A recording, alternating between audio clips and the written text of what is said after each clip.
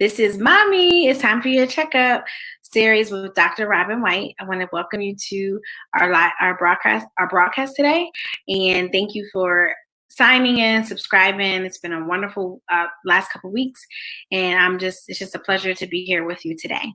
So this week's topic is be the change you want to be. So I didn't know what direction I wanted to go on a health aspect on this episode, but I wanted to first open up with just a personal testimony about being the change you want to be. And I really want to coin this topic of conversation with the word change. Okay. So change by definition is going from one form to another. So that could be in many different realms. That could be spiritually, mentally, physically, or physically, mentally, spiritually, or emotionally. That's the word I wanted to use.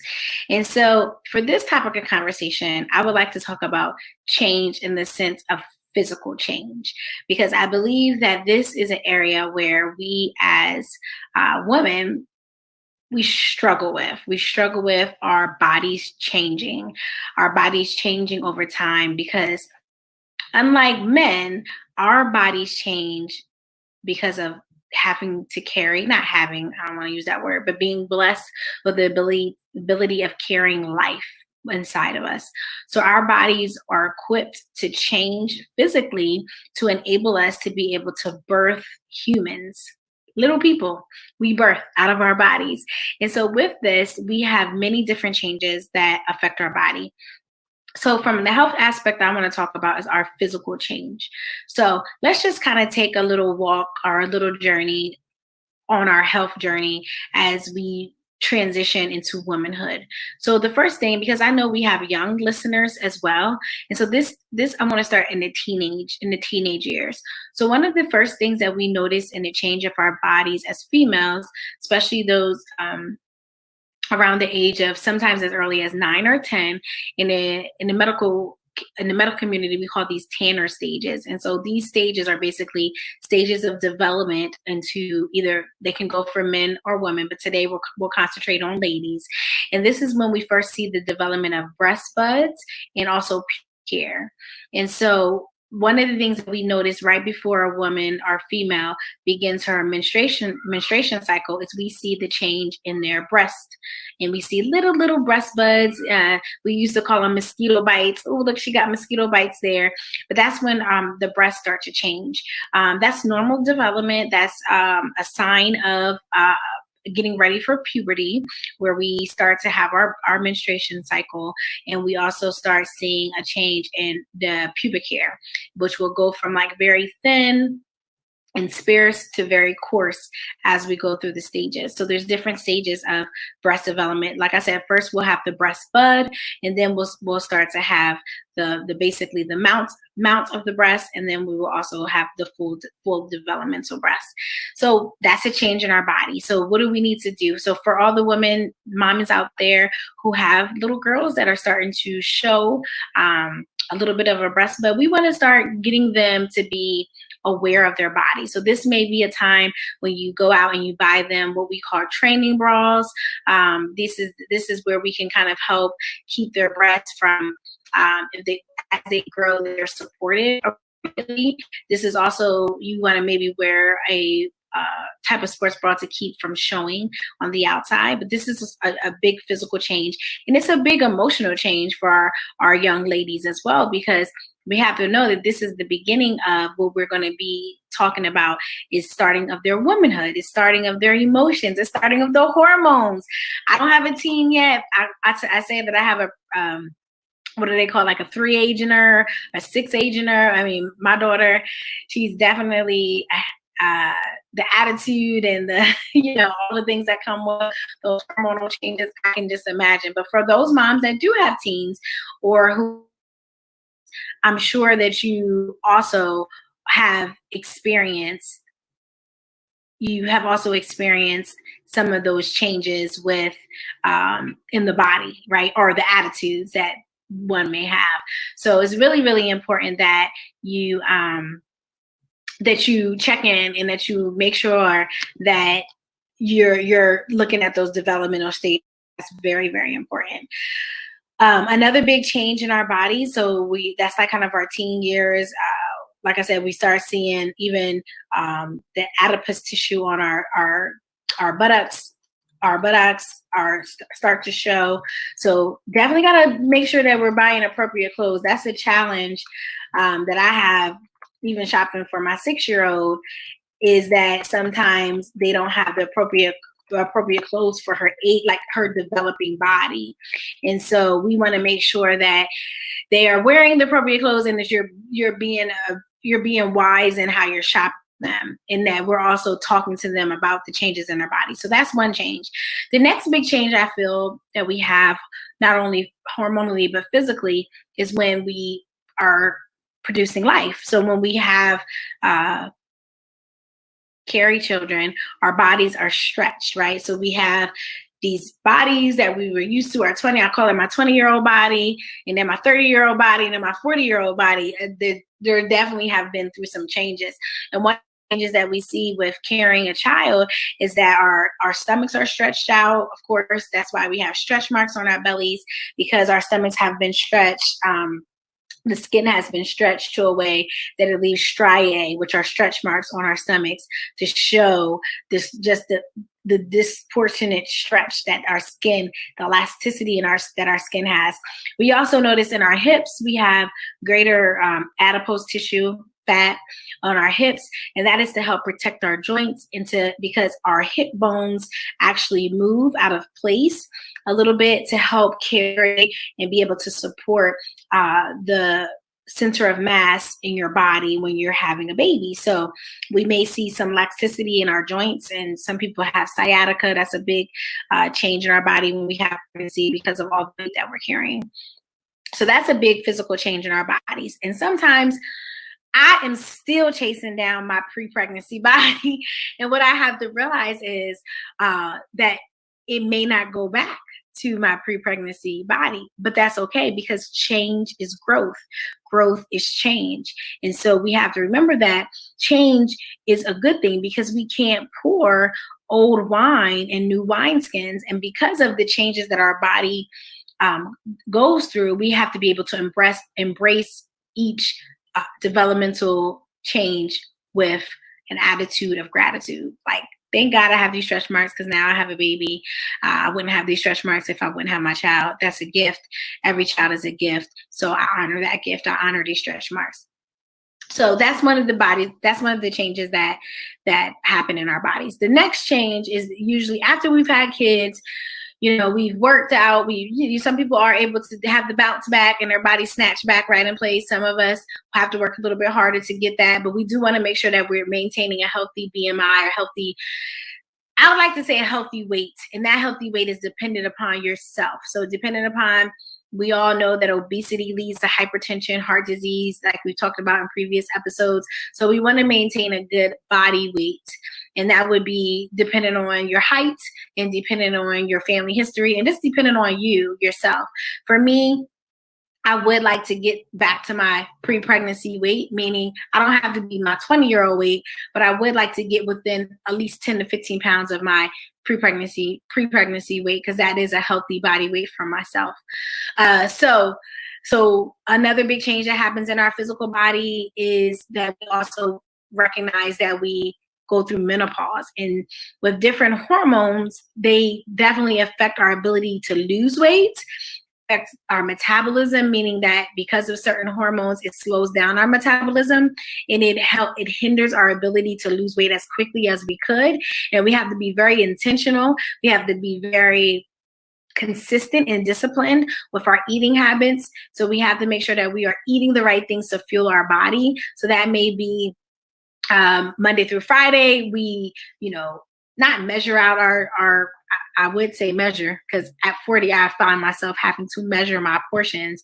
But we have to make sure that we aren't having an increase of caloric intake, because also as we get older, our physical activity is less. And so because of that, we need to make sure that our diet is in a way it's modifiable, and it's in a caloric intake that is necessary for our body to be fueled, but not overeating to bring increase in calories, which brings increase of fat. So one of the big things with menopause is that our hormones change and we actually start decreasing estrogen. And because of that decreasing of estrogen, we also see our inability, we see our weight really increase. And sometimes you can be working out, eating a right diet and everything, but because of menopause, we see that we have a little bit more fluff, to say the least. So we need to counteract that. There are some hormone supplements that we can take to help with that. There are also some different types of holistic plans that we can do to help with the menopause and some of the effects of menopause. So I will say, please see your healthcare provider to discuss that. But realize you don't need to just go through those hot flashes and emotional roller coasters all along. There are things that we can help you with. All right. Secondly, with our body is stress. So stress brings around changes in our body, specifically cortisol levels. So if you have cortisol levels, cortisol is basically triggered by stress and stressful conditions will increase our cortisol levels. And cortisol is what gives us that belly fat. Okay. So diabetes and stress will give us belly fat, and belly fat, abdominal girth or abdominal circumference, is one of the number one indicators of chronic disease. So if you see someone with a huge belly, I bet you if you dig in their history, they have some sort of chronic disease, either diabetes, high cholesterol, hypertension. So we want to make sure that we're eating a healthy life, having a healthy lifestyle with exercise and nutrition, making sure we're eating the right things for our body. So those are some changes that we see in our body. But women, these are changes in our body that happen because of aging, because of the fact that we're getting older. However, we can live our best lives on purpose by making sure that we are being the change we want to be, that we wish to be.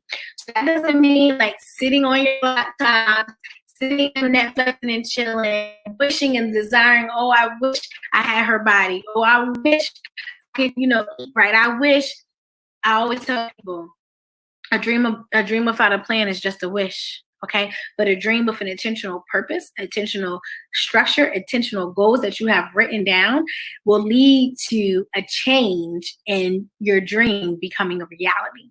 So one thing I want to challenge you with this week, if you really want to make a change, if you really desire to see a change that is effective, that you want to be, find it. Find whoever is your rock star, whoever is your shero, not to compare, but to compel you to live the best life that you have. And that may be someone that exercises, someone that eats right. My husband is a health coach. So if you're looking into any health suggestions or health plans, he would definitely be able to assist. Or if you know a life coach or a health coach, reach out to them. But let's take today to not wish it away, but let's take today to have intentional, purposeful intentions so that we can make a change that we want to be in our health. And I'm really speaking about physically. So physically, our goal is to have a BMI less than 30. So BMI is basically your body mass index. And it's basically a calculation of your physical weight, meaning in pounds, and your height. Now, these standards are based upon European standards. So I definitely wouldn't hold this number as a number to compare yourself with, but it is a good guideline. It's a good guiding point. It's a good reference point that you want to be in. So I will put a link in the bottom of this episode or attached to this episode with what your normal BMI should be so that you can aim to know it. And then I would have to ask yourself the question, do you know what your weight is? A lot of people don't even own a scale. Now, I would say, don't allow the scale to dictate your life, but allow it to be a reference point. So allow it to be just a gauge of where you are and something that you can kind of go back to check on your baseline. Because we do need a baseline, everyone. We do need to just know where we are. Not that we're going to let that number just define us, but we can just have a conscious and intuitive thought of, hey, this is where I'm at. So I may need to get my life and get myself together and be able to work to improve this number. I also would say today, let's August, and let's say that by August 1st, we will have weighed in, we have done measurements, and we have taken physical pictures of ourselves to see where we are. And then on the 15th of next month and the 30th of August, I want us to do a check-in together. I want to help you help yourself. I want to make sure that you have wrote down intentional plans on what you're going to do to better your health and make a physical change that you want to be. All right. So I'm going to partner with you if you partner with me and we decide together that we are going to make a physical change. I have to brag about myself. I have lost, I don't know. I probably have lost more by the time you guys see this, because that's what I'm claiming. But for the month of from May to June, I lost I think 9 pounds and 20.5 inches. And this is why I'm saying that we need to not just look at the number on the scale, because in my case, the number didn't, 8 pounds. Hey, I'm not saying that's nothing to be proud about, because I'm very proud about that number. But I lost more inches than actual weight. And we can get into that on another topic about the actual measurement of weight fat versus muscle, and how muscle weighs a little bit more. But inches are very important, because that means you making room. Like you're getting rid of fat and you're becoming more leaner. So now your waist is smaller, your hips are smaller, your neck is smaller. So that's why I would encourage everyone not just to get on the scale and weigh yourself, but also do some measurements and take pictures. So I am going to post my before and after. I just feel like we have to be authentically authentic, and we have to share our testimonies so that we can see that it is possible for us to see physical changes in our bodies, and that if I can do it, you can do it. We all can do it together. So we just have to make sure that we are being intentional. We're stronger together. We can accomplish more together. There are so many health coaches. Just pick one. Just pick someone that you trust. Just pick someone that you can do it. But let's change the trajectory of our lives, women. Let's make sure that we are building a legacy for our children. Let's make sure that we will be here for our children by doing what we can only do ourselves in being the change that we want to see. So again, let's do an August 1st challenge, okay? August 1st, we're coming into a new season, ladies, and what we want to do is we want to see a change. So weigh yourself, take measurements. I call it a watch. So watch stands for weigh your waist, weigh your one arm, preferably your non-dominant arm, weigh your thigh, a thigh for T, so W, waist, A, arm, T, thigh, C, chest, your chest, and then H, hips. So do measurements on all those, and then do your weight, your physical weight in pounds, and then take pictures. And you don't have pictures, it's just something for you to have. Put it on your wall, and let's get busy. Let's see if we can be the change that we want to be, so that we can live a long, healthy life and be able to live our lives intentionally driven. We are motivated. We are purpose-driven women. And in order to live our full purpose, we need to make sure that we are living to live out our full purpose. So that is your episode for today. Please like and subscribe to She Is Still Dope TV. You can also follow me at drrobynwhite.com. I'm on Facebook, Instagram, LinkedIn, and Twitter, and all other social media platforms. I hope you all have a blessed night. And remember, let's be the change we want to be. It's time to stop playing and start doing. All right. Bye-bye.